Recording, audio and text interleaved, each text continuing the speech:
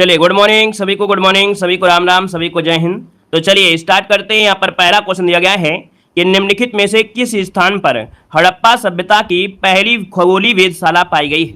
यहाँ पर जवाब देना है, आपका जो आंसर बनेगा इनमें से राइट क्या हो जाएगा कि निम्नलिखित में से किस स्थान पर हड़प्पा सभ्यता की पहली खगोलीय वेधशाला यहाँ पर पाई गई। इसका जो ऑप्शन बनेगा यहाँ पर राइट क्या हो जाएगा। तो चलिए यहाँ पर जवाब देना है और देखिए काफी अच्छा क्वेश्चन आपका है। यहाँ पर जो आंसर बनेगा वो आपका बी हो जाएगा। ये है आपके धौलावीरा जो कि आपके गुजरात में है। ठीक है, धौलावीरा जो कि आपके गुजरात में है। यहाँ पर दोस्तों याद रखिएगा हड़प्पा सभ्यता की पहली खगोलीय वेधशाला पाई गई है। ऑप्शन राइट हो जाएगा आपका बी नंबर ए बन जाएगा दोस्तों, याद रखिएगा। और ये आपके गुजरात में। आगे बढ़ते क्वेश्चन दिया गया है कैवल्य किस धर्म से संबंधित है। यहाँ पर जवाब देना है कि जो कैवल्य है ये किस धर्म से संबंधित है। आपका जो आंसर है राइट इनमें से क्या हो जाएगा। तो कैवल्य की अगर बात कर लेते हैं तो आप कहेंगे सर कैवल्य मतलब होता है क्या, ये जैन धर्म से संबंधित है। ऑप्शन बी हो जाएगा कैवल्य आपके जैन धर्म से संबंधित है। याद रखिएगा कैवल्य मतलब होता है ज्ञान प्राप्त करना, है ना। याद रखिएगा ज्ञान प्राप्त करना ही एक कैवल्य होता है जैन धर्म में। यहाँ पर आगे बढ़ते हैं, क्वेश्चन आपसे दिया गया है कह रहा है उस राज्य का नाम बताएं जो कि चंद्रगुप्त प्रथम को लिच्छवी से दहेज में मिला था। यहाँ पर बताना है आपका जो आंसर है इनमें से क्या हो जाएगा कि उस राज्य का नाम बताइए जो कि चंद्रगुप्त प्रथम को लिच्छवी से दहेज के रूप में मिला था। यहाँ पर जो आंसर है वो राइट इनमें से क्या हो जाएगा। सभी को जवाब देना है, आपका जो आंसर बनेगा इनमें से राइट क्या हो जाएगा। तो दोस्तों आप देख सकते हैं यहाँ पर आंसर जो बनेगा डी नंबर पाटिलपुत्र क्या हो जाएगा, पाटिलपुत्र जिसका ऑप्शन आ रहा है बिल्कुल सही जवाब इनमें से राइट हो जाएगा दोस्तों, याद रखिएगा। यहाँ पर आगे बढ़ते हैं, क्वेश्चन दिया गया है कि उस भारतीय राज्य की पहचान करें जिसे महाकाव्य के प्राग्योजित के रूप में जाना जाता था। यहाँ पर बताइए उस भारतीय राज्य की पहचान करें जिसे महाकाव्य के प्राग्योतिष के रूप में जाना जाता था। क्वेश्चन नंबर 4 यहाँ पर नया क्वेश्चन आपका है। यहाँ पर जो आपका 4 का ऑप्शन है वो आपका सी हो जाएगा। याद रखिए ये है आपका असम, जिसका भी ऑप्शन आ गया है यहाँ पर आपका सी नंबर असम बिल्कुल सही जवाब यहाँ पर राइट हो जाएगा। दोस्तों याद रखिएगा कि साथ ही साथ समय देखा जाए तो भैया इसका पहले नाम क्या था, तो आप कहेंगे कामरूप था, है ना। याद रखिए असम का दूसरा नाम क्या था, कामरूप था दोस्तों, याद रखिएगा। तो ऑप्शन बनेगा आपका यहाँ पर सी नंबर। ठीक है, आगे बढ़िए, क्वेश्चन दिया गया है कि हौज ए सुल्तानी जलाशय का निर्माण किस सुल्तान ने करवाया था। यहाँ पर देखिए जवाब आप लोगों के बहुत ही गजब से आ रहे हैं, मतलब कैसा भी हो क्वेश्चन कितना भी कठिन हो लेकिन आप लोगों के देखिए जवाब बिल्कुल सही आ रहे हैं। हौज ए सुल्तानी जलाशय का निर्माण किस सुल्तान ने करवाया था। 5 का जो ऑप्शन बनेगा यहाँ पर बी नंबर है। याद रखिएगा इल्तुतमिश ने करवाया था। इल्तुतमिश ने दोस्तों याद रखिएगा कि इसे राजाओं का जलाशय भी कहा जाता था। ठीक है ना, याद रखिएगा हौज ए सुल्तानी जलाशय को राजाओं का जलाशय भी कहा जाता था और यह दिल्ली में है। कहां पर है, आपके दिल्ली में है दोस्तों, याद रखिएगा। यहाँ पर आगे बढ़ते क्वेश्चन आपसे अगला पूछा गया है, कह रहे संथाल विद्रोह किस वर्ष हुआ था। यहाँ पर जवाब देना है कि जो संथाल विद्रोह है ये किस वर्ष हुआ था। यहाँ पर जो आपका आंसर है वो राइट इनमें से क्या हो सकता है। तो दोस्तों यहाँ पर देखिए 6 नंबर की अगर बात करते हैं तो संथाल विद्रोह हुआ था 1855 से लेके आपके 56 में हुआ था और यह विद्रोह जो हुआ था भागलपुर से लेकर राजमहल तक आपका सक्रिय हुआ था। यहाँ पर आगे बढ़ते हैं, क्वेश्चन आपसे दिया गया है कि भारत में बजट व्यवस्था का आरंभ किस वायसराय के कार्यकाल में हुआ था। यहाँ पर जवाब देना है कि भारत में बजट व्यवस्था का जो प्रारंभ हुआ था ये किस वायसराय पे हुआ था। ऑप्शन इनमें से क्या हो जाएगा, क्वेश्चन नंबर 7 ऑप्शन को लॉक किया जाए। तो दोस्तों ऑप्शन बनेगा पहले नंबर है दोस्तों आपके कैनिन, है ना। क्या हो जाएगा, कैनिन दोस्तों ऑप्शन इनमें से जो बनेगा वो राइट हो जाएगा। कौन सा, यहाँ पर ए नंबर है राइट हो जाएगा, ए नंबर बन जाएगा। चलिए दोस्तों आगे बढ़ते हैं, क्वेश्चन आपसे अगला पूछा गया है, कह रहे महात्मा गांधी दक्षिण अफ्रीका से भारत 9 जनवरी 1915 को कितने वर्षों बाद लौटे थे। कितना आसान क्वेश्चन है, कितना लाजवाब क्वेश्चन है। यहाँ पर जवाब देना है, आपका जो आंसर है इनमें से राइट क्या हो सकता है कि महात्मा गांधी दक्षिण अफ्रीका से भारत 9 जनवरी 1915 को कितने वर्षों के बाद लौटे थे। अब आप क्या जवाब देंगे भाई, बताना है। आपका जो आंसर होगा इनमें से क्या हो सकता है। तो आप कहेंगे सर देखा जाए तो यहाँ पर आंसर आपका हो जाएगा क्या, यहाँ पर 21 वर्षों के बाद लौटे थे। यहाँ पर जो आंसर है वो आपका बी नंबर है राइट हो जाएगा। दोस्तों आगे बढ़ते हैं, क्वेश्चन आपसे दिया गया है कि शांतिपूर्ण प्रतिरोध अर्थात सत्याग्रह का सिद्धांत किसने प्रतिपादित किया था। यहाँ पर दोस्तों ऑप्शन इनमें से जो बनेगा वो राइट इनमें से क्या हो सकता है। फटाफट जवाब देना है, आपका जो आंसर है ना इनका ऑप्शन में से क्या हो जाएगा। तो याद रखिएगा ये है भैया जो सत्याग्रह शब्द का सिद्धांत दिया गया था ये दिए गए थे अरविंद घोष के द्वारा। अरविंद घोष जो कि ऑप्शन बनेगा यहाँ पर बी नंबर है राइट हो जाएगा। यहाँ पर दोस्तों आगे बढ़ते हैं, क्वेश्चन आपसे दिया गया है कि किस अधिनियम को भारत में सांप्रदायिक निर्वाचन का जनक कहा जाता है। आईएमपी क्वेश्चन है, बताएगा कि यहाँ पर आंसर क्या हो जाएगा।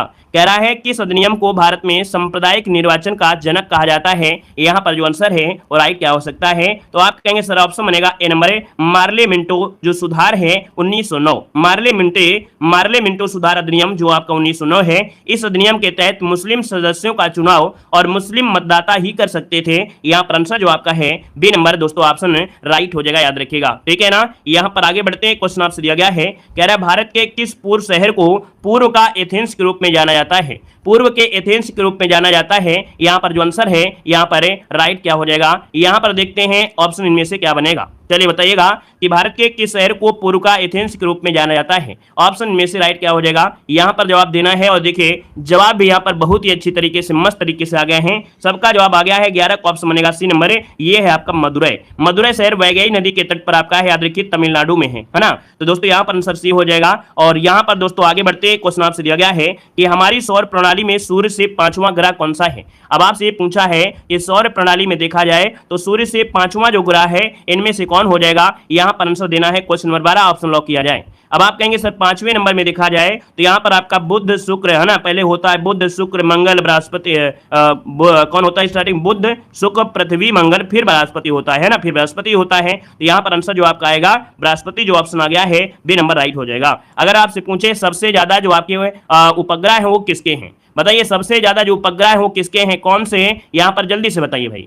सबसे ज्यादा उपग्रह जो आपके हैं किस ग्रह के हैं, यहाँ पर आंसर है राइट क्या हो सकता है। तो आप कहेंगे सर शनि के सबसे ज्यादा उपग्रह है, याद रखिएगा शनि के आपके सबसे ज्यादा उपग्रह हैं। यहाँ पर आगे बढ़ते क्वेश्चन दिया गया है कि 2011 की जनगणना के अनुसार साक्षरता दर का निम्नलिखित में से कौन सा जोड़ा सही दिया गया है। अब आपसे कह रहा है सर साक्षरता दर बताइए। अब आप कहेंगे सर साक्षरता दर की देखा जाए तो यहाँ पर दिया गया पुरुष दिया गया है 82.14, महिला दिया गया 74। तो भैया आपको मालूम है कि महिलाएं 74 नहीं है, महिलाएं हैं आपकी 65% आपकी हैं। तो इसका मतलब आपका तो भैया केवल ऑप्शन यहाँ पर बी सही हो जाएगा, केवल पुरुषों वाला ऑप्शन है यहाँ पर राइट हो जाएगा दोस्तों, याद रखिएगा, ठीक है ना। यहाँ पर आगे बढ़ते क्वेश्चन आपसे दिया गया है, कह रहा है भारत में किस खदान में सोने के भंडार पाए जाते हैं। बताइएगा कि भारत में किस खदान में सोने के भंडार पाए जाते हैं, आपका आंसर क्या हो सकता है।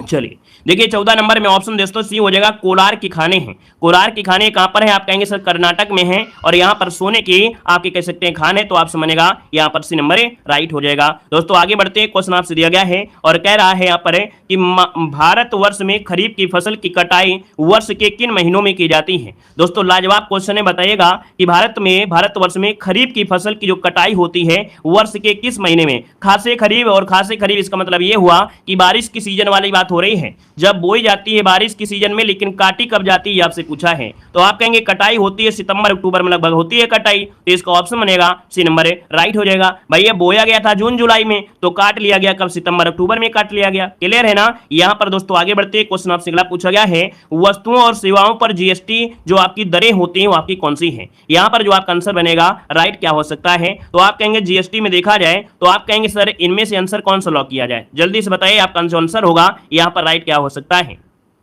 चलिए यहां पर दोस्तों देखो 0, 5, 12, 18, 28 है ना। यहां पर दोस्तों आगे बढ़ते हैं, क्वेश्चन आपसे दिया गया है, कह रहा है भारत में आर्थिक सर्वेक्षण सरकारी स्तर पर प्रतिवर्ष कौन प्रकाशित करता है। भैया ये जो आपसे कह रहा है कि जो आर्थिक सर्वेक्षण होता है प्रतिवर्ष जो करता है वो कौन करता है। अब आप कहेंगे सर यहां पर देखा जाए तो आर्थिक सर्वेक्षण जो आपका होगा यहां पर क्या हो सकता है। चलिए जल्दी से बताइएगा यहां पर आंसर क्या लॉक किया जा सकता है, यहां पर आंसर बताइएगा। अच्छा क्वेश्चन है, लाजवाब दिया गया है। भारत में आर्थिक सर्वेक्षण सरकारी स्तर पर प्रतिवर्ष कौन प्रकाशित करता है। चलिए यहां पर दोस्तों आर्थिक मामलों के जो आपका वित्त मंत्रालय है ना, याद रखिएगा वित्त मंत्रालय जिसका ऑप्शन आ रहा है यहां पर राइट हो जाएगा। मतलब ये कह सकते हैं कि केंद्रीय बजट से पहले हर साल संसद में आर्थिक सर्वेक्षण प्रस्तुत किया जाता है, याद रखिएगा, ठीक है ना। यहां पर अगले क्वेश्चन को लाते हैं, क्वेश्चन दिया गया है, कह रहा है भारत में राष्ट्रीय मानवाधिकार आयोग निम्नलिखित में से किस मंत्रालय के अधीन है। लाजवाब क्वेश्चन दिया गया है ना, बहुत लाजवाब क्वेश्चन है। बताइएगा कि भारत में जो राष्ट्रीय मानवाधिकार आयोग है ना, तो भैया निम्नलिखित में से किस मंत्रालय के अधीन ये आपका है, तो आपका आंसर क्या होगा। तो आप कहेंगे सर ये गृह मंत्रालय के अधीन आता है। किसके मंत्रालय, तो गृह मंत्रालय के अधीन आता है, ऑप्शन बनेगा यहां पर आपका ये नंबर राइट हो जाएगा दोस्तों, याद रखिएगा। यहां पर आगे बढ़ते क्वेश्चन आपसे अगला पूछा गया है, कह रहा है यदि किसी अर्थव्यवस्था में मुद्रास्फीति लगातार बढ़ रही है तो केंद्रीय बैंक हो सकता है। यहां पर जवाब देना है, आपका जो आंसर है यहां पर राइट क्या हो जाएगा कि यदि किसी अर्थव्यवस्था में जो मुद्रास्फीति लगातार बढ़ रही है तो भैया केंद्रीय बैंक क्या हो सकता है, यहां पर जवाब देना है। आपका जो आंसर है 19 नंबर में वो ऑप्शन हो क्या जाएगा, इसका सही जवाब देना है 19 नंबर में ऑप्शन डी हो जाएगा। क्या हो जाएगा, ऑप्शन डी। यहां पर जो आंसर है वो राइट हो जाएगा ऑप्शन डी कि रेपो दर में वृद्धि, रेपो दर में वृद्धि, यहां पर आंसर आपका डी बन जाएगा। रेपो दर क्या होता है दोस्तों, एक होता है रिवर्स रेपो दर, है ना, मतलब होता है कि यह वह दर होता है जिस पर बैंक भारतीय रिजर्व बैंक को ऋण देते हैं। यहां पर आगे बढ़ते क्वेश्चन आपसे दिया गया है, कह रहे भारत में बैंकों का प्रथम बार राष्ट्रीयकरण कब किया गया था। लाजवाब क्वेश्चन आपके सामने दिया गया है और जवाब देना है कि भारत में बैंकों का प्रथम बार जो राष्ट्रीयकरण किया गया ये कब किया गया था। 20 को ऑप्शन लॉक किया जाए, जल्दी से बताइए आपका जो आंसर बनेगा यहां पर क्या हो सकता है। चलिए अब आप कहेंगे सर यहां पर देखा जाए तो आपका जो आंसर बनेगा यहां पर आपका आंसर हो जाएगा 19 जुलाई। हमने बताया था 19 यहां पर भी है, 19 यहां पर भी है। अगर आपके दिमाग में कभी ना आए कि भैया हम बताओ क्या आंसर लगाएं, 1969 तो है लेकिन सही क्या करें, जुलाई लगा दें या क्या लगा दें, डेट क्या लगाना है, तो बस याद रखिए 19 यहां पर भी है, 19 यहां पर भी है। अब आपको याद रहेगा, उम्मीद है कि ये पॉइंट आपने पहले कभी ध्यान नहीं दिया होगा लेकिन अब आप ध्यान दे रहे होंगे। 19 यहां भी है और 19 यहां भी है, तो 19 जुलाई 1969 में याद रखिए बैंकों का राष्ट्रीयकरण किया गया था। 14 निजी वाणिज्यिक बैंकों का राष्ट्रीयकरण किया गया। अगर मैं आपसे पूछे कि 6 और बैंकें थी, क्या 6 और बैंकें थी जिनका राष्ट्रीयकरण किया गया था, तो ये जो 6 और बैंकें थी वो आपकी 1980 में, कब 1980 में किया गया था। तो इसका जो ऑप्शन हो गया बी नंबर है। यहां पर आगे बढ़ते क्वेश्चन दिया गया है कि भारत के राष्ट्रपति को महाभियोग द्वारा हटाने की प्रक्रिया निम्नलिखित में से किस अनुच्छेद में वर्णित है। दोस्तों यहां पर आंसर देना है, आपका जो आंसर है यहां पर राइट इनमें से क्या हो जाएगा, सभी को जवाब देना है, आपका आंसर क्या हो जाएगा। आप कहेंगे सर महाभियोग की प्रक्रिया, बहुत ही बार क्वेश्चन पूछा गया है, ये भैया ऑप्शन है आपका बी नंबर है आपका 61, जो आपका अनुच्छेद 61 है ये प्रावधान है कि राष्ट्रपति द्वारा संविधान का अगर अतिक्रमण करता है ना, संविधान के अनुसार काम नहीं करता है, तो यह संसद को यह शक्ति है कि वह महाभियोग की प्रक्रिया के माध्यम से राष्ट्रपति को उसके पद से हटा सकते हैं। ऑप्शन बी नंबर इसका राइट हो जाएगा दोस्तों। लेकिन हटाने से पहले 14 दिन पहले इनको सूचना दी जाती है। कितने दिन पहले, 14 दिन पहले सूचना देना होगा, याद रखिएगा। यहां पर आगे बढ़ते हैं, क्वेश्चन दिया गया है, कह रहे सूची फर्स्ट को सूची सेकंड से क्या करना है, यहां पर सुमेलित करना है। तो भैया सुमेलित करना है तो यहां पर देख लेते हैं, कुछ आपकी सूची दी गई है, आपको छोटा दिख रहा होगा लेकिन हम आपको यहां पर क्वेश्चन क्या कर देते हैं, बड़ा बड़ा दिखेगा आपको, ठीक है, चश्मा लगाने की आवश्यकता भी नहीं पड़ेगा। दोस्तों यहां पर देखिए जो चौथी अनुसूची होती है, चौथी अनुसूची में क्या होता है कि राज्यसभा में सीटों का आवंटन होता है, राज्यसभा में सीटों का आवंटन होता है, यहां पर 3 हो जाएगा। षष्ठी अर्थात जो छठी आपकी है इसमें जनजातीय क्षेत्रों के प्रशासन के विषय में आपका उपबंध किया गया है, यहां पर जो आपका बनेगा 4 हो जाएगा, यहां पर 4 कर लीजिए। 8वीं अनुसूची में संविधान द्वारा मान्यता जो आपकी भाषाएं हैं, तो भैया भाषा कहां पर है, आपकी भाषा यहां पर 2 हो जाएगा। 9वीं अनुसूची में क्या है, भूमि सुधार प्रणाली जो आपकी जमींदारी व्यवस्था थी, यहां पर दोस्तों 1 हो जाएगा। तो देखिए कितना आसान है, बहुत ही आसान है, बस यहां पर थोड़ा ध्यान देने की आवश्यकता है। तो आपके पास क्या बन रहा है, 3 हो जाएगा, 4 हो जाएगा, 2 हो जाएगा और 1 हो जाएगा। देखिए कोई ना कोई ऑप्शन यहां पर मिल जाएगा, मिल गया ना, यहां पर आपका जो आंसर मिल गया है यहां पर 3 4 2 1 इसका आंसर राइट हो गया है। नेक्स्ट क्वेश्चन को आगे बढ़ते हैं, क्वेश्चन दिया गया है कि संविधान के अंतर्गत पंचायतों में महिलाओं के लिए 1/3 प्रतिनिधित्व की गारंटी कौन अनुच्छेद देता है। अब आप बताइएगा क्वेश्चन नंबर 23 की, ये क्वेश्चन देखो पूछा जा सकता है क्योंकि अभी यहाँ पर देख सकते हैं ऐसा अभी लोकसभा में एक बिल पारित हुआ है कि भैया देखा जाए 2024 के बाद महिलाओं की जो संख्या होगी वो लगभग 150 से ज्यादा होगी, मतलब उनका जो अनुपात होगा कहीं ना कहीं ज्यादा हो जाएगा, है ना। तो भैया पहले ज्यादा महिलाएं लोग नहीं थी लेकिन अब महिलाएं ज्यादा होंगी, तो कहीं ना कहीं हो सकता है कि ऐसा क्वेश्चन आपका बन सकता है। तो दोस्तों यहाँ पर जो आपका 23 का ऑप्शन है क्या हो जाएगा, यहाँ पर जो है 243 का जो आपका घ दिया गया है इसमें आपको दिया गया है, याद रखिएगा, ठीक है ना, कि इसमें जो अनुसूचित जाति हैं, अनुसूचित जनजाति हैं और महिलाओं को जो आरक्षण देना अनिवार्य है, इसमें से आपका दिया गया है। और आगे बढ़ते क्वेश्चन आपका दिया गया है, कह रहे निम्नलिखित विवादों में से किसमें सर्वोच्च न्यायालय ने प्रस्तावना को भारतीय संविधान की मौलिक संरचना का भाग स्वीकार किया है। अब आप देख सकते हैं कितना अच्छा क्वेश्चन दिया गया है, बहुत ही लाजवाब क्वेश्चन दिया गया है कि विवादों में से किसमें सर्वोच्च न्यायालय ने प्रस्तावना को भारतीय संविधान की मौलिक संरचना का भाग स्वीकार किया है। 24 का ऑप्शन डी हो जाएगा, केशवानंद भारतीय विवाद जो आपका है यहां पर आंसर राइट हो जाएगा दोस्तों, यहां पर डी नंबर बन जाएगा, डी नंबर बन जाएगा, ठीक है ना। यहां पर दोस्तों आगे बढ़ते क्वेश्चन आपसे दिया गया है कि निम्नलिखित में से कौन राज्यसभा का सदस्य होते हुए भी लोकसभा की कार्यवाही में भाग ले सकता है। चलिए कह रहा है निम्नलिखित में से कौन राज्यसभा का सदस्य होते हुए भी लोकसभा की कार्यवाही में भाग ले सकता है। यहां पर आंसर जो आपका होगा क्या हो सकता है, बताइए जल्दी से। यहां पर आप कहेंगे सर देखा जाए तो यहां पर भाग लेने वालों में से ऑप्शन आएगा कौन, यहाँ पर जो सी नंबर है, मंत्री जो राज्यसभा का सदस्य हो, मंत्री जो राज्यसभा का सदस्य हो दोस्तों, याद रखिएगा। ठीक है, आगे बढ़िए। क्वेश्चन दिया गया है, कह रहा है दंत विशेषज्ञों द्वारा किस प्रकार के दर्पण का उपयोग दांतों का बड़ा प्रतिबिंब देखने के लिए किया जाता है। अब आप कहेंगे सर दंत विशेषज्ञ मतलब जो डॉक्टर होते हैं, कौन, दांत वाले डॉक्टर होते हैं, है ना। तो भैया जो दांत वाले डॉक्टर होते हैं तो कहीं ना कहीं वो कौन से लेंस का उपयोग करते हैं। अब आप कहेंगे सर ऑप्शन देखा जाए तो ये है सी नंबर अवतल दर्पण हो जाएगा, है ना, अवतल दर्पण हो जाएगा। तो ऑप्शन बनेगा यहाँ पर सी नंबर राइट हो जाएगा, याद रखिएगा। ठीक है, चलिए आगे बढ़िए। अगला क्वेश्चन दिया गया है कि कृत्रिम उपग्रह में संचार के लिए प्रयोग किया जाता है। जो कृत्रिम उपग्रह होता है उसमें संचार के लिए जो प्रयोग करते हैं, क्या प्रयोग करते हैं। अब आप कहेंगे सर यहां पर देखा जाए तो रेडियो तरंगे, क्या, रेडियो तरंगे और माइक्रोवेव का उपयोग करके कृत्रिम उपग्रहों के साथ संचार के लिए किया जाता है। इसका जो ऑप्शन बनेगा यहाँ पर ये नंबर राइट हो जाएगा। यहाँ पर दोस्तों आगे बढ़ते हैं। क्वेश्चन दिया गया है कि कैल्शियम सल्फेट डाइहाइड्रेट को सामान्य रूप से किस नाम से जानते हैं। यहाँ पर एक शब्द दिया गया है कि कैल्शियम सल्फेट डाइहाइड्रेट को समानता या सामान्य रूप से किस नाम से जानते हैं। यहाँ पर जो आंसर है वो राइट इनमें से क्या हो जाएगा, 28 नंबर ऑप्शन लॉक करना है। आप कहेंगे सर जी ये होता है आपका जिप्सम, क्या होता है, जिप्सम होता है। और जिप्सम के अगर सूत्र बोले तो आप कहेंगे CaSO4, है ना, और इंटू क्या होता है यहाँ पर इंटू 2H2 हो जाएगा, इंटू 2H2 आपका हो जाएगा, याद रखिएगा।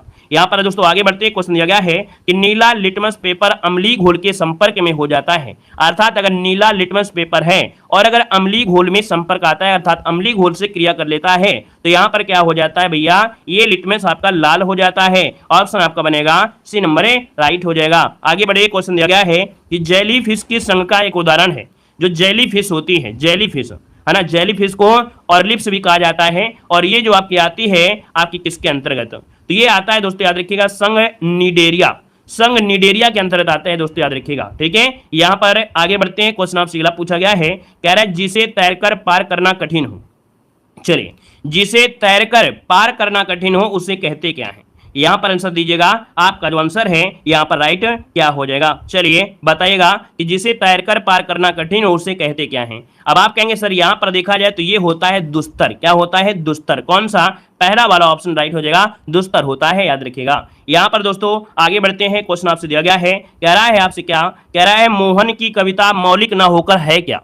बताइएगा कि मोहन की कविता मौलिक ना होकर, मतलब यहाँ पर दोस्तों देखिए अनुदित होता है क्या, यहाँ पर अनुदित आपको भरना है क्या, खाली स्थान भरना था, तो यहाँ पर अनुदित भरेंगे। अगला क्वेश्चन आपसे दिया गया है कि डंके की चोट पर कहना इस मुहावरे का अर्थ क्या है। तो दोस्तों यहाँ पर जवाब देना है। आप कभी कभी देखे होंगे, है ना, कि भैया अगर आपने गलत काम नहीं किया है ना, अगर आपसे गलती नहीं हुई है और अगर आपसे कोई बोल दे, है ना, तो भैया आप लोग मान लो में चिल्ला चिल्ला के बोलते हैं, है ना, कि मैंने नहीं किया है, मैंने नहीं किया है, मैंने नहीं किया है। लेकिन अगर आपने गलती किया है, ठीक है ना, तो फिर आपके जो आवाज होती है वो ऑटोमेटिक दबी रहती है, फिर आप नहीं बोल पाते हैं कि हाँ क्या सही है क्या नहीं सही है कि नहीं। तो याद रखिएगा डंके की चोट पर कहना मतलब होता क्या है। यहाँ पर दोस्तों ऑप्शन बनेगा, यहाँ पर सबके सामने घोषित करना। ऑप्शन लगा दीजिए, यहाँ पर सबके सामने लगा दीजिए, आंसर आपका हो जाएगा। ठीक है, आगे बढ़िए। क्वेश्चन दिया गया है कि पराधीन का संविच्छेद इनमें से है क्या। पराधीन का जो संविच्छेद है इनमें से है क्या, यहाँ पर आंसर देना है। अब आप कहिएगा कि सर पराधीन का मतलब हो जाएगा परधन आधीन। परधन आधीन, यहाँ पर मात्रा किसकी है, बड़ा की मात्रा है। और जब बड़ा की मात्रा होती है तब होता क्या है, तो आप कहेंगे सर यहाँ पर देखा जाए तो दीर्घ स्वर संधि हो गई है, तो आपका आंसर हो गया क्या, यहाँ पर ये हो जाएगा परधन अधीन। आपका आंसर है परधीन आधीन। क्यों भैया ये सही नहीं लग रहा कुछ, परधन आधीन, ये परधन अधीन क्या होता है, कौन सा आंसर लॉक किया जाए भाई इसमें, जल्दी से बताइए। परधन अधीन हो जाएगा या परधन अधीन होता है, क्या होता है, जल्दी से बताइए। पराधीन का संविच्छेद करने में दोस्तों अधीनय होता है, छोटा वाला लगेगा, ठीक है, छोटा वाला लगेगा, याद रखिएगा। ठीक है, परधन अधीन, यहाँ पर छोटा, यहाँ पर छोटा, तब बन गया है बड़ा, तो ऑप्शन बनेगा यहाँ पर नंबर बन जाएगा। अगले क्वेश्चन को आते हैं। क्वेश्चन दिया गया है कछुआ धर्म किस विधा की रचना है। कछुआ धर्म किस विधा की रचना है। अब आप कहिएगा कछुआ धर्म, ये भैया आपका ऑप्शन आएगा यहाँ पर, ये निबंध है। और निबंध है किसका, तो चंद्रधर्म शर्मा गुलेरी का निबंध है। इसका जो ऑप्शन बनेगा वो आपका सी नंबर राइट हो जाएगा। नेक्स्ट क्वेश्चन को आते हैं। क्वेश्चन दिया गया है, कह रहा है भारत के प्रधानमंत्री श्री नरेंद्र मोदी ने किस तिथि को मध्य प्रदेश राज्य के शहडोल से राष्ट्रीय स्किल सेल एनीमिया उन्मूलन मिशन का प्रारंभ किया है। जिसका उद्देश्य है कि 2047 तक सिकिल सेल एनीमिया को जड़ से खत्म करना। तो दोस्तों ये जो घोषणा हुई है ये हुई है आपके कब, तो 1 जुलाई 2023 को घोषणा हुई है कि 2047 तक सिकिल सेल एनीमिया को जड़ से खत्म किया जाएगा। यहां पर दोस्तों आगे बढ़ते क्वेश्चन दिया गया है कि हाल ही में किस व्यक्ति को पेन पिंटर पुरस्कार 2023 से सम्मानित किया गया है। एक बार नहीं बहुत बार हमने पढ़ाया भी है, बताइएगा कि हाल ही में किस व्यक्ति को पेन पिंटर पुरस्कार 2023 से सम्मानित किया गया है। दोस्तों यहां पर देख सकते हैं ऑप्शन बनेगा यहां पर बी नंबर, ये है माइकल रोसेन। कौन नाम है? माइकल रोसेन है दोस्तों, याद रखिए माइकल रोसेन इसका आंसर है, राइट हो जाएगा। यहां पर दोस्तों आगे बढ़ते हैं, क्वेश्चन आपसे अगला पूछा गया है कि विश्व आर्थिक मंच संस्था द्वारा जारी ऊर्जा संक्रमण सूचकांक 2023 में भारत का वैश्विक स्तर पर रैंक कितनी है। तो दोस्तों यहां पर बताना है कि विश्व आर्थिक मंच संस्था द्वारा जारी ऊर्जा संक्रमण सूचकांक 2023 में भारत का वैश्विक स्तर पर रैंक कितनी है। 53 को ऑप्शन सी हो जाएगा दोस्तों, याद रखिएगा 67वां स्थान है, 67 स्थान पर भारत है दोस्तों, याद रखिएगा। यहां पर आगे बढ़ते हैं, क्वेश्चन आपसे अगला पूछा गया है, कह रहा है अक्टूबर नवंबर 2023 में भारत में आयोजित होने वाले क्रिकेट विश्व कप का ब्रांड एम्बेसडर किसे नियुक्त किया गया है। वेरी वेरी आईएमपी क्वेश्चन है, जवाब देना है, आपका आंसर क्या हो जाएगा, इनमें से 54 को ऑप्शन लॉक किया जाए। तो भैया याद रखिएगा कि जो आपका क्रिकेट विश्व कप होना है ये आपके शाहरुख खान को नियुक्त किया गया है। किसे? शाहरुख खान को घोषित किया गया है। ऑप्शन बनेगा यहाँ पर डी नंबर जिसका आ रहा है, बिल्कुल सही जवाब हो जाएगा। और अगले क्वेश्चन को आते हैं, क्वेश्चन दिया गया है, क्या कह रहा है, किस देश के केंद्रीय बैंक ने मिशेल बुलाक को आगामी 7 वर्षों के लिए प्रथम महिला गवर्नर के रूप में नियुक्त कर लिया है। तो 7 वर्षों के लिए प्रथम महिला गवर्नर जो नियुक्त किया है 55 नंबर में, वो ऑप्शन डी हो जाएगा, ऑस्ट्रेलिया। दोस्तों याद रखिए इसको, ऑप्शन डी बन जाएगा, ऑस्ट्रेलिया आपका जवाब बन जाएगा। यहां पर आगे बढ़ते क्वेश्चन आपसे दिया गया है, कह रहा है कि किस राज्य सरकार ने अपने कृषि विभाग की सहायता से संपूर्ण राज्य में किसानों के कल्याण हेतु मुख्यमंत्री खेत सुरक्षा योजना प्रारंभ किया है। मुख्यमंत्री खेत सुरक्षा योजना 56 नंबर है, ऑप्शन ए बनेगा, उत्तर प्रदेश हो जाएगा। ठीक है, मुख्यमंत्री खेत सुरक्षा योजना, मुख्यमंत्री खेत सुरक्षा योजना यूपी में लागू की गई है दोस्तों, याद रखिएगा। ठीक है, यहां पर दोस्तों आगे बढ़ते हैं, क्वेश्चन आपसे दिया गया है और कह रहा है कि प्रति वर्ष की स्थिति को नेल्सन मंडेला अंतर्राष्ट्रीय दिवस के रूप में मनाया जाता है।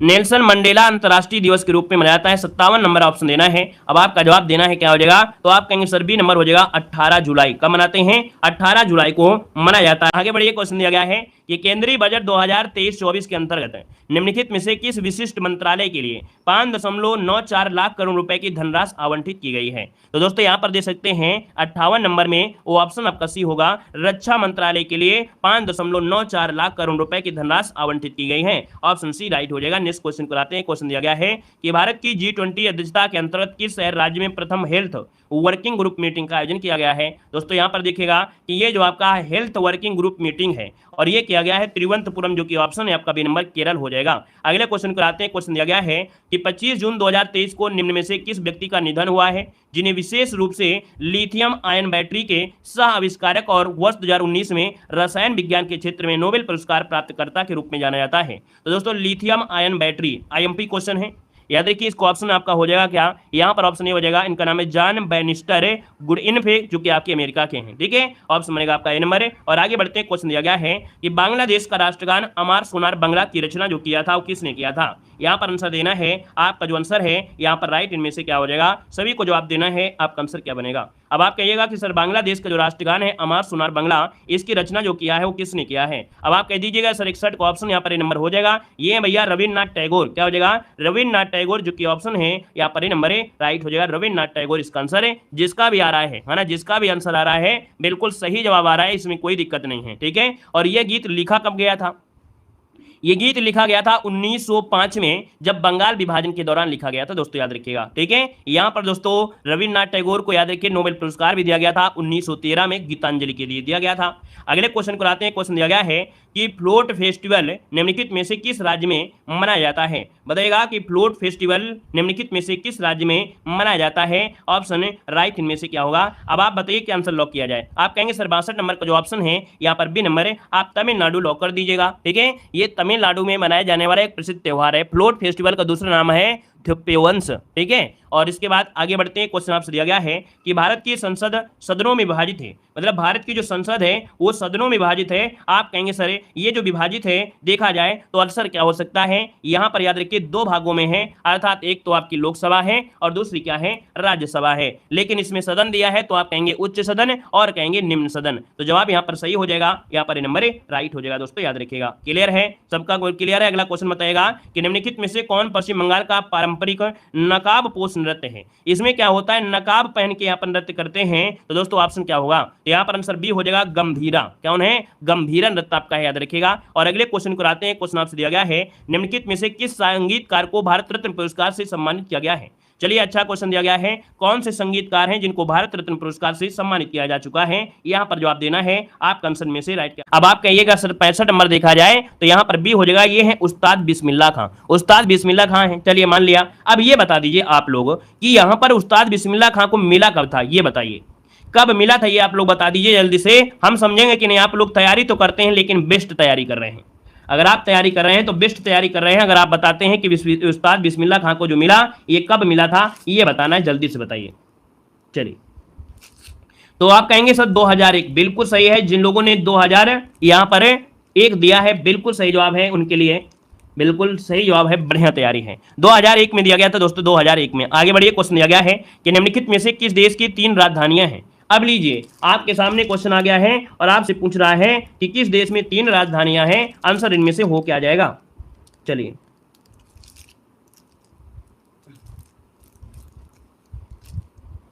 चलिए देखिए, यहाँ पर 66 नंबर की अगर बात करते हैं तो 66 का ऑप्शन बी हो जाएगा, दक्षिण अफ्रीका। क्या हो जाएगा, दक्षिण अफ्रीका, जिसका ऑप्शन आ रहा है यहाँ पर राइट हो जाएगा, दक्षिण अफ्रीका इसका आंसर बन जाएगा दोस्तों, ठीक है, सही है। दक्षिण अफ्रीका की 3 राजधानियां हैं दोस्तों, है ना। एक है आपका केप टाउन, या दक्षिण अफ्रीका की विधायी राजधानी है। दूसरी है प्रिटोरिया, यह दक्षिण अफ्रीका की प्रशासनिक राजधानी है। और एक है ब्लामफोंटेन, ये दक्षिण अफ्रीका की न्यायिक राजधानी है। 3 राजधानियां हैं, नोट कर लीजिएगा, ठीक है। यहाँ पर आगे बढ़िए, क्वेश्चन दिया गया है कि राष्ट्रीय आतंकवाद विरोधी दिवस कब मनाते हैं।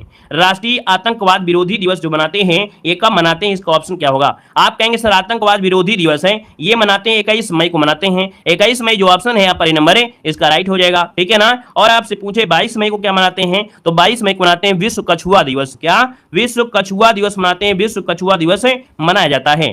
23 मई को क्या मनाते हैं, सॉरी 22 मई को कछुआ नहीं है, 23 मई को है, माफ करिए। 23 मई को कछुआ दिवस है और 22 मई को मनाया जाता है अंतर्राष्ट्रीय जैव विविधता दिवस, ठीक है। याद रखिएगा कि 22 मई को मनाते हैं अंतर्राष्ट्रीय जैव विविधता भी मनाते हैं, जैव विविधता दिवस मनाते हैं, विविधता दिवस। 23 मई को कछुआ दिवस मनाते हैं, ठीक है, 23 मई को कछुआ दिवस मनाते हैं। और 24 मई को मनाते हैं राष्ट्रमंडल दिवस। क्या मनाते हैं, राष्ट्रमंडल दिवस जो मनाते हैं वो आपके 24 मई को मनाते हैं, ठीक है। आगे बढ़िए, क्वेश्चन आपसे दिया गया है, कह रहा है झारखंड का शिमला किसे कहा जाता है। झारखंड का जो शिमला है वो किसे कहा जाता है, बताइए, यहां पर आंसर क्या हो जाएगा। चलिए यहां पर जो आपका आंसर है इनमें से राइट क्या हो सकता है, इसका आंसर क्या हो जाएगा, तो आपका आंसर इनमें से क्या होगा, फटाफट जवाब देना है, बताओ कैसे जोड़े, और कुछ बोलोगे। ये कॉपी पेस्ट में सिर्फ क्वेश्चन पूछ रहे हैं कि आंसर भी पूछ रहे हैं।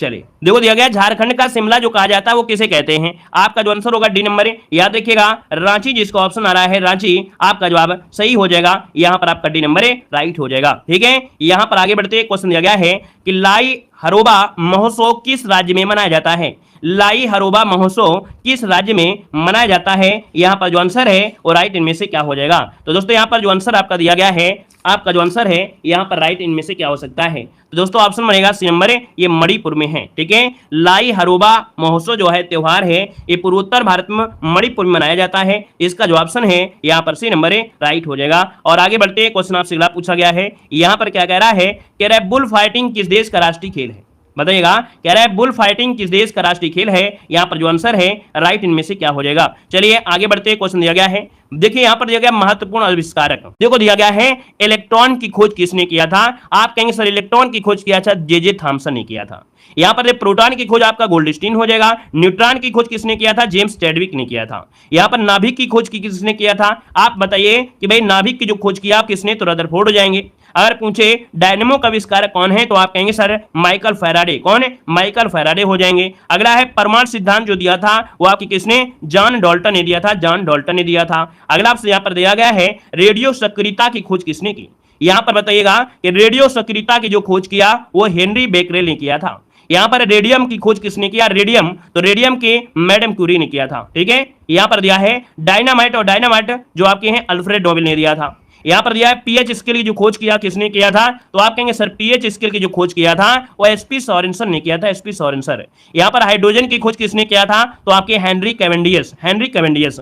भैया पीडीएफ के लिए आप लोग टेलीग्राम ज्वाइन कर लीजिए, है ना, पीडीएफ के लिए टेलीग्राम ज्वाइन कर लीजिए। टेलीग्राम है नीचे दिया गया है लिंक, या तो सर्च कर लीजिएगा देव जी के ट्रिक, वहां पर आपको पीडीएफ भी प्रोवाइड करा दी जाती है, तो आप लोग पीडीएफ भी अच्छी तरीके से पढ़ लीजिएगा भाई। ठीक है ना, चलिए यहां पर आइए, भारतीय राष्ट्रीय आंदोलन से एक पॉइंट आपको जरूर मिलने वाला है। ठीक है ना दोस्तों, देखो भारतीय राष्ट्रीय आंदोलन जो कि 1885 से 1947 तीन चरणों में था। एक तो उग्रवादी चरण, उदारवादी, फिर उग्रवादी, फिर गांधीवादी। दोस्तों यहां पर देखिए उदारवादी जो चरण था वो था 1885 से 1905, उग्रवादी जो था 1905 से 1919, और गांधीवादी चरण जो आता है 1919 से 1947 आता है। ठीक है ना, चलिए यहां पर देखिए अब एक यहां पर पॉइंट देखो दिया गया है कि भैया कांग्रेस की स्थापना कब हुई थी। बिल्कुल पूरा निचोड़ है, याद रखिए पूरा निचोड़ है। कांग्रेस की जो स्थापना हुई तो कब हुई? तो आप कहेंगे सर कांग्रेस की स्थापना 1885 में हुई थी। दूसरा पॉइंट आता है कि भैया 1905 में क्या हुआ था? तो बंगाल का विभाजन हुआ था। बिल्कुल ध्यान से समझिएगा, बहुत ही आईएमपी पॉइंट आपका है। 1905 में क्या हुआ? बंगाल का विभाजन है, वो बिल्कुल क्रमबद्ध तरीके से है। अगला 1906 में क्या हुआ? तो 1906 में मुस्लिम लीग की स्थापना हुई थी ढाका में। अगला 1907 में क्या हुआ? कांग्रेस का विभाजन हुआ था, सूरत अधिवेशन में हुआ था। ठीक है, ये अगला दिया गया है 1908 में क्या हुआ? तो 1908 में खुदीराम बोस को फांसी दी गई थी, सबसे कम उम्र में इन्हीं को फांसी दी गई थी। यहां पर दिया है मार्ले मिंटो सुधार अधिनियम जो आया 1909 में आया, मार्ले मिंटो सुधार अधिनियम आया 1909 में। अगला है गदर आंदोलन, तो गदर आंदोलन 1913 में आपका आया। ठीक है, अगला आपसे दिया गया है कि प्रथम विश्व युद्ध की जो शुरुआत हुई थी ये कब हुई थी? आप कहेंगे सर प्रथम युद्ध की शुरुआत हुई थी 1914 में। कितने में? 1914 में हुई थी। अगला 1915 में क्या हुआ? गांधी जी का भारत आगमन हुआ था। कब हुआ था? 1915 में। अगला 1916 में लखनऊ समझौता हुआ जिसमें गरम दल और नरम दल आपस में क्या हो गए? यहाँ पर मिल गए। ठीक है, अंबिका चरण मजूमदार इसके अध्यक्ष थे। अगला है कि 1916 में होम रूल लीग आंदोलन, याद रखिएगा होम रूल लीग आंदोलन ये जो आपका हुआ था 1916 में हुआ था। दोस्तों 1917 में क्या हुआ था? तो आपको 1917 में चंपारण सत्याग्रह, क्या चंपारण सत्याग्रह 1917 में त्रिकटिया प्रणाली हुई थी। अगला दिया गया है कि 1918 में क्या हुआ था? तो आप कहेंगे सर 1918 में अहमदाबाद मिल मजदूर, जो कि देखा जाए कि प्लेग के कारण वहां पर थोड़े से जो मजदूर थे उनके बढ़ाया नहीं गया था, बोनस बढ़ाने के लिए ये किया गया था। अगला है 1918 गुजरात में खेड़ा आंदोलन हुआ था, 1918 में खेड़ा आंदोलन हुआ था। अगला 1919 में क्या हुआ था? रौलेट एक्ट, और रौलेट एक्ट का विरोध हो रहा था, है ना। फिर इसके बाद क्या हुआ? विरोध की वजह से भी क्या हुआ कि यहाँ पर जलियांवाला बाग हत्याकांड की घटना हुई 1919 में ही। ठीक है ना, फिर इसके बाद क्या हुआ कि जब 1919 में जलियांवाला बाग हत्याकांड हुआ तो इसमें गांधी जी को अध्यक्ष बनाया गया, किसमें? 1919 के खिलाफत आंदोलन में। ठीक है, तो खिलाफत आंदोलन कब हुआ? तो 1919 में हुआ। बिल्कुल डेट क्रम से यहाँ पर लगाया है, बिल्कुल डेट क्रम से याद रख लेना है। यहाँ पर दिया है 1920 में फिर क्या हुआ? 1920 में हुआ असहयोग आंदोलन शुरुआत हो गई। कब? 20 में असहयोग आंदोलन की शुरुआत हो गई। फिर इसके बाद देखो दिया गया 1922 में क्या हुआ? जब असहयोग आंदोलन चालू हो गया था, फिर क्या हुआ भैया कि असहयोग आंदोलन रुका कब था? जब चौरी चौरा कांड हुई, पुलिस वालों को जेल में जला दिया, है ना। तो यहाँ पर कहीं ना कहीं चौरी चौरा कांड हो गया, है ना। यहाँ पर देखो अगला दिया गया है कि 1923 में यहाँ पर जो स्वराज पार्टी है चित्तरंजन दास के द्वारा किया गया था, है ना। जैसे गदर पार्टी के संस्थापक कौन थे? लाला हरदयाल थे, वैसे यहाँ पर जो आपकी स्वराज पार्टी है चित्तरंजन दास हो जाएंगे। ठीक है ना। अब अगले पॉइंट में आते हैं। अगला पॉइंट आपका कहां तक आ गया? 23 तक आ गए। अब आते हैं यहाँ पर 24 तक आते हैं। 24 यहाँ पर देखो दिया गया है क्या? 1924 में क्या हुआ? कांग्रेस का बेलगांव अधिवेशन हुआ जिसमें से भैया गांधी जी अध्यक्ष थे। क्या गांधी जी अध्यक्ष थे? किसमें? तो 1924 में। तो दोस्तों याद रखिएगा एकमात्र अधिवेशन जिसमें गांधी जी ने भाग लिया वो भैया कौन है? तो आप कहेंगे सर 1924 से। दोस्तों याद रखिएगा, ठीक है। इस क्लास में इतने लाइक होना चाहिए कि हमें लगे कि नहीं हमने आप लोगों के लिए इतना मेहनत किया है, इसका रिजल्ट आपने दिया है। इस वीडियो में जितना ज्यादा से ज्यादा हो सके वीडियो लाइक जरूर करिएगा, ठीक है ना भाई, हमको पता चले कि नहीं आप लोग वीडियो को सपोर्ट जरूर कर रहे हैं, ठीक है। देखिए 1925 में क्या हुआ था? आप कहेंगे सर 1925 में काकोरी कांड हुआ था, काकोरी ट्रेन डकैती हुई थी और यहां पर जो 1925 हुआ काकोरी डकैती। अगला आपसे कह रहा है क्या? कह रहा है 1928 में क्या हुआ? 1928 में हुआ था Simon commission. Simon commission Bharat आया था, इसमें सभी आपके देखा जाए अंग्रेज थे, तो इसमें क्या हुआ? विरोध किया, है ना। विरोध में यहां पर एक राजनेता थे जिनकी मृत्यु भी हो गई थी लाठीचार्ज से। अगला है लाहौर अधिवेशन 1929। इस 1929 लाहौर अधिवेशन में क्या हुआ था, जवाहरलाल नेहरू की अध्यक्षता में हुआ और भैया कहा गया था कि भैया हमें क्या चाहिए, स्वतंत्रता चाहिए, है ना, ये इसमें से आपका कहा गया था। फिर इसके बाद क्या हुआ, 1929 में यहाँ पर दिया है दांडी मार्च, दांडी मार्च हुआ, है ना। और दोस्तों याद रखिएगा कि 1930 में सविनय आंदोलन दोबारा से फिर स्टार्ट हुआ, नमक कानून तोड़ा गया और इसके बाद सविनय आंदोलन फिर से स्टार्ट हो गया। अगला दिया गया है कि गांधी इरविन समझौता। दोस्तों गांधी इरविन समझौता और गांधी इरविन समझौता पुनः समझौता भी इसे कहा जाता है, ठीक है ना। और अगला है कि प्रथम गोलमेज सम्मेलन। प्रथम गोलमेज सम्मेलन में दोस्तों जो कि 1930 में हुआ, प्रथम गोलमेज सम्मेलन में कोई भी कांग्रेसी सदस्य भाग नहीं लिया था, कोई भी कांग्रेस का सदस्य भाग नहीं लिया था, ये लंदन में आपका हुआ था प्रथम गोलमेज सम्मेलन, ठीक है ना। फिर इसके बाद क्या हुआ कि भैया इरविन जी का समझौता हुआ था, उसमें के बाद में क्या हुआ कि द्वितीय गोलमेज सम्मेलन में गांधी जी पहुंचे, है ना। द्वितीय गोलमेज सम्मेलन में गांधी जी पहुंचे थे। और जब गांधी जी पहुंचे तो फिर हुआ क्या कि वहां पर क्या हुआ, अंबेडकर जी थे और एक लोग और थे। उन्होंने कहा कि हमको जो संविधान चाहिए वो हमारे जाति के अनुसार चाहिए, है ना, कास्ट के अनुसार चाहिए, है ना। लेकिन गांधी जी कह रहे थे नहीं, हम संविधान की जो मांग करेंगे वो भारत के लिए एक जैसा होना चाहिए। तो इसलिए द्वितीय गोलमेज सम्मेलन का कोई रिजल्ट नहीं निकल पाया। इसके बाद आते हैं तृतीय गोलमेज सम्मेलन, ये हुआ 1932 में। तो क्वेश्चन बनेगा कि द्वितीय गोलमेज सम्मेलन में यहां पर याद रखिए गांधी जी भाग लिए थे और तीनों गोलमेज सम्मेलन में जो आपके BR अम्बेडकर है वो भाग लिए थे, ठीक है। अगला आपसे कह रहा है कि 1932 में दोस्तों पूना समझौता हुआ, 1932 में पूना समझौता हुआ, ठीक है। अगला 1940 में क्या हुआ, व्यक्तिगत आंदोलन की शुरुआत हुई थी, 1940 में हुआ था। अगला 1940 में पाकिस्तान की मांग दी थी, पाकिस्तान की मांग की गई। पाकिस्तान शब्द जो आपका आया था चौधरी रहमत अली ने दिया था। अगला दिया गया क्रिप्स मिशन भारत कब आया, तो आप कहेंगे सर क्रिप्स मिशन भारत आया था कब, तो दोस्तों 1942, क्या हो जाएगा 1942 में क्रिप्स मिशन भारत आया था। अगला 1942 में भारत छोड़ो आंदोलन हुआ और भारत छोड़ो आंदोलन जो कि आपके मुंबई के गोलियारा टैंक से गांधी जी ने करो या मरो का नारा यहाँ पर दिया भी था, ठीक है। अगला है आजाद हिंद फौज का गठन भी आपका हुआ 1942 में। और वहीं पर दोस्तों दिया गया 1945 में वेवेल योजना या शिमला समझौता हुआ, शिमला समझौता हुआ 1945 में। अगला है नौसेना का विद्रोह, नौसेना विद्रोह दोस्तों याद रखिए 1946 में। और कैबिनेट मिशन आपका जो आया वो आपका कब, तो आपके कैबिनेट मिशन 1946 में। और दोस्तों माउंटबेटन योजना ये आपकी 1947 में। और माउंटबेटन योजना आने से ही क्या हुआ, भारत और पाकिस्तान का कहीं ना कहीं बंटवारा हो सका था। जो माउंटबेटन योजना थी तो इसमें जो माउंटबेटन थे कहीं ना कहीं देखा जाए भारत के मतलब ये जो अंतिम गवर्नर जनरल थे, ठीक है, अंतिम गवर्नर जनरल कौन थे, माउंटबेटन। अगर पूछ ले भारत के अंतिम गवर्नर जनरल कौन थे, तब आप कहते हैं श्री राजगोपालाचारी थे, है ना। तो यहाँ पर ये जितने भी आप कहते देखा जाए तो ये आपके कंप्लीट होता है, ठीक है।